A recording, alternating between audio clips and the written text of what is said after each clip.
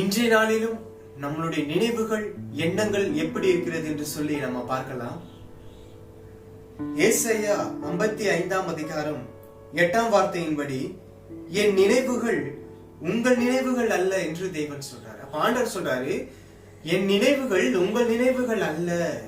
ஏன்னா நம்மளுடைய நினைவுகள் எப்படிப்பட்டதா இருக்கிறது, ஆண்டவர் நம்மளை பற்றி என்ன நினைத்து கொண்டு இருக்கிறார்.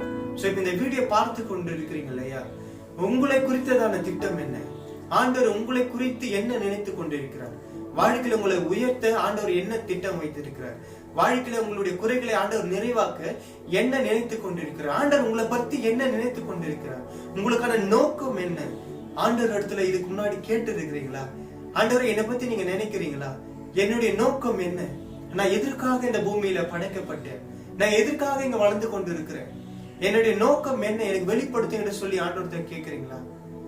உலகத்துல வாழறோம், சந்தோஷமா வாழறோம், கஷ்டம் வருது, துன்பம் வருது, எல்லாமே வருது. ஆனா எவ்வளவு நேரம் ஆண்டவரை பத்தி நீங்க நினைக்கிறீங்க?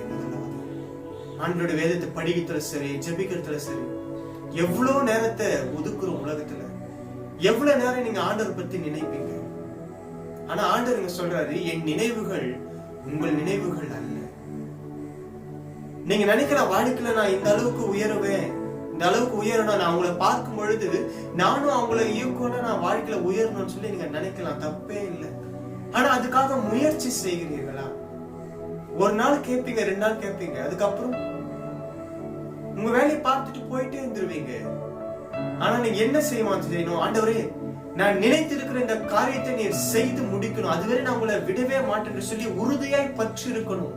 நீங்க ஒரு காரியத்துல நம்பிக்கை வச்சுட்டீங்க, அந்த காரியம் உங்களுக்கு நடக்கணும் நீங்க ஆசைப்பட்டீங்க அப்படின்னா, அந்த காரியங்கள் உங்களுடைய வாழ்க்கையில நடக்கிற வரையும் ஆண்டவரை விட்டு விலக கூடாது, ஆண்டவரை பிடித்து கொள்ளணும். நீர் ஆசீர்வதித்தால் ஒழிய நம்மை போக விட மாட்டேன் என்று சொல்லி ஒரு உறுதி உங்களுக்குள்ள இருக்கணும். இப்படிப்பட்ட எண்ணங்கள் உங்களுக்குள்ள இருக்கிறதா? இல்லை வாழ்க்கையில வர துன்பத்தையும் தொல்லையும் பார்த்துட்டு ஆண்டவர் விட்டு விலகி போயிடுறீங்களா? ஆனா ஆண்டவர் எனக்கு சொல்றாரு, நீ நினைக்கலாம், உன்னுடைய சிந்தனையில எல்லாரும் உன்னை தரகுறைவா நினைக்கலாம், நீ எதுக்கும் உதவ மாட்டேன் என்று சொல்லி எல்லாரும் உன்னை பத்தி நினைக்கலாம், எல்லாரும் உன்னை கீழே எப்படா தள்ளி விடலாம் சொல்லி உன்னை பத்தி நினைக்கலாம். ஆனா என் நினைவுகள் உன் நினைவுகள் அல்ல. உன்னை எப்ப வாழ்க்கையில உயர்த்தணும், யாரை காட்டிலும் உன்னை மேன்மையாக வைக்கணும், நீ எந்த இடத்துக்கு அசிங்கப்பட்டு அந்த இடத்துல உன்னை எப்ப வாழ்க்கையில உயர்த்தி காட்டுறோம் என்று சொல்லி நான் திட்டம் கொண்டிருக்கிறேன், உன்னுடைய நினைவை நான் அறிந்திருக்கிறேன் என்று தேவன் சொல்றார். ஏன்னா நம்ம பேசுறது மத்தவங்களுக்கு கேட்கும், ஆனா நம்ம நினைக்கிறது மத்தவங்களுக்கு தெரியாது, அது ஆண்டவருக்கு மாத்திரம் தான் தெரியும். அதுதான் ரகசியம். அப்படி உள்ளத்துல நினைக்கிற ஒரு கெட்ட காரியங்களா இருந்தாலும் சரி, ஒரு நல்ல காரியங்களா இருந்தாலும் சரி, அது மனுஷனுக்கு தெரியாது. ஒரு மனுஷனை பத்தி நீங்க கெட்ட விதமா கூட நினைக்கலாம், ஆனா நீங்க நினைக்கலாம், நம்ம நினைத்து அவனுக்கு தெரிய போதா? ஆனா ஆண்டவருக்கு தெரியும். உங்களுடைய உள்ளத்தை ஆராய்ந்து அறிகிறவர் அவர். ஆண்டவருக்கு தெரியும் நீங்க என்ன யோசிக்கிறீங்க, என்ன சிந்திக்கிறீங்கன்னு ஆண்டவருக்கு தெரியும். அப்ப யார் என்ன வேணாலும் உங்களை பார்த்து சொல்லலாம், எது வேணாலும் செய்யட்டும்.